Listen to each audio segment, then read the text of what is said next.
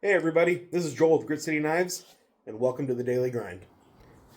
So before starting, I selected my handle material and my pins, so I make sure I know what I'm going to be putting on this knife so I'm not searching for it later. I gotta make sure I have my centerline scribe and a good flat surface to work on. Okay, so once we're all set, we'll use some layout fluid, and we'll mark that edge, trying to get it on you. And then we'll take our centerline scribe and flip the blade over and mark the other side so we'll get a good center line. And then we'll move on to the 8-inch grinder, and we'll lay in our pre-heat treat bevels. We're just knocking off that hard edge before heat treat.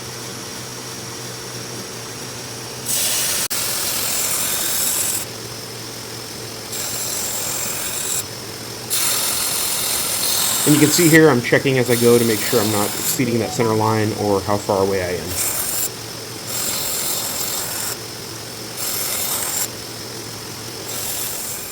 And then from here we'll go to the drill press. We'll lay out our handle material on the clamp, make sure our front ends are lined up, and our handle is laid out with enough material in front to drill that front hole. I always like to set that front pin so it doesn't move around, and then we'll come down and drill the lanyard tube hole.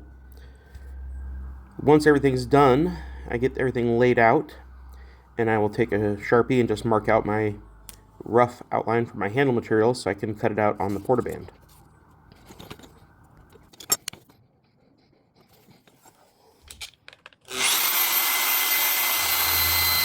So pardon the sirens if you can hear them, but I use a big Sharpie, so when I'm cutting, if I do go into that black line, I'm still proud of my knife tang, so I'm not recessing the handle material into the handle or the tang of the knife itself.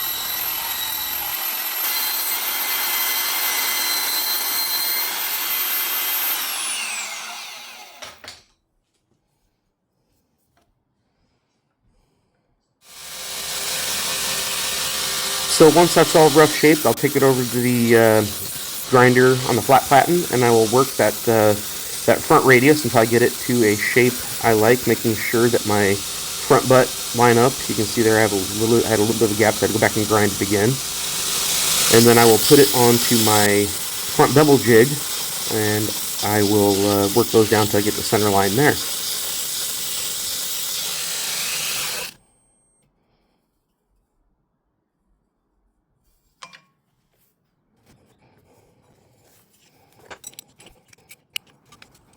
Once the front butts have been beveled, I will go ahead and put them back on the knife and use my scribe to mark where my scales end and where my jimping is going to start.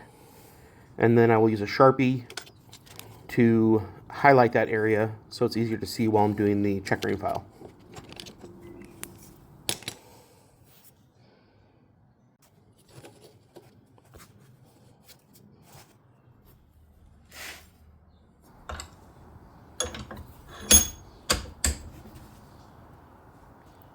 This is my checkering file. I got the old golf ball for the handle. Learned that trick from my dad.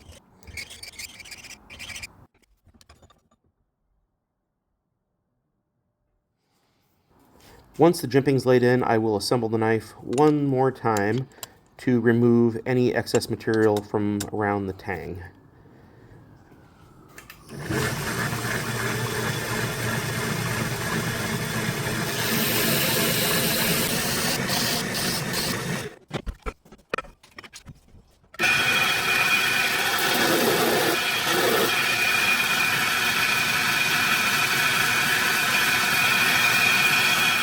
So now that I got the handle cleaned up and those radiuses are nice and clean, this knife is now ready for heat treat. So thanks for watching, and stay tuned for the next episode where I will show you how I do my heat treat.